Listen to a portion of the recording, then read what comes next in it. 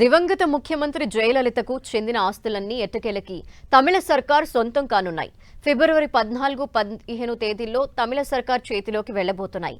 జయలలిత ఆస్తుల్ని తమిళనాడు ప్రభుత్వానికి అప్పగించేందుకు బెంగళూరులోని స్పెషల్ కోర్టు ఆదేశాలు జారీ చేసింది. దీంతో అధికారులు తగిన ఏర్పాట్లు చేస్తున్నారు.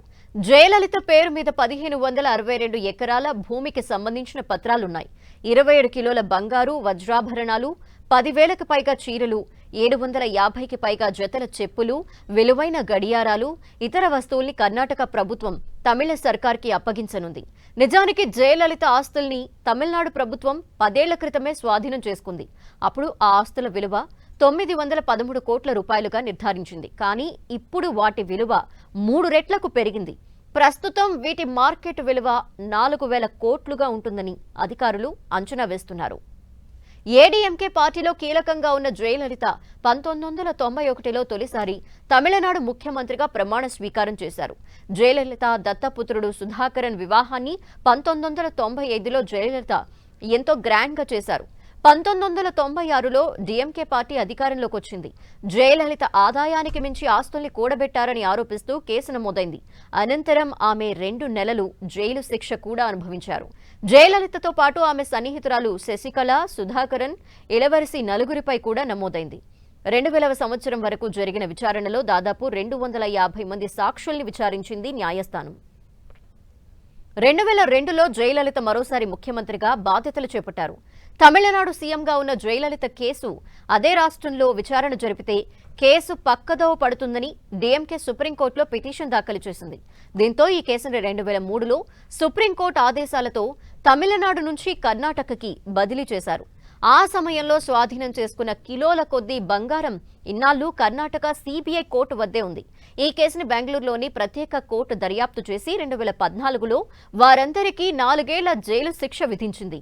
కర్ణాటక హైకోర్టులో అప్పీల్ చేయడంతో శిక్షని రద్దు చేసింది.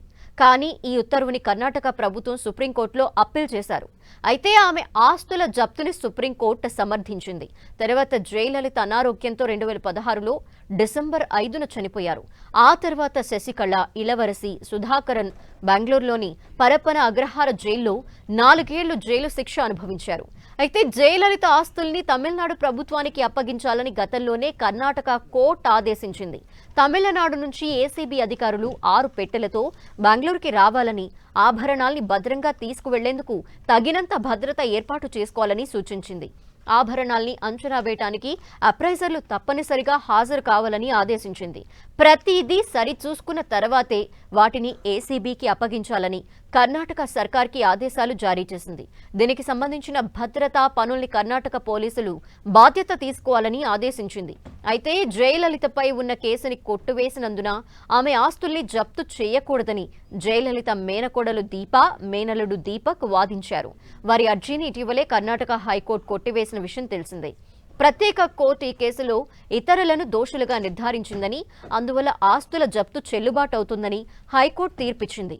ప్రస్తుతం బెంగళూరులోని ప్రభుత్వ ఖజానాలో జయలలిత ఆస్తుల్లో 10,000 చీరలు, 750 జతల చెప్పులు, ఖరీదైన గడియారాలు, బంగారు, వజ్రాల ఆభరణాలు ఉన్నాయి. జయలలిత నుంచి స్వాధీనం చేసుకున్న ఆస్తుల్ని ఫిబ్రవరి 14-15 తేదీల్లో తమిళనాడు ఏసీబీకి అప్పగించాలని ఆదేశించింది.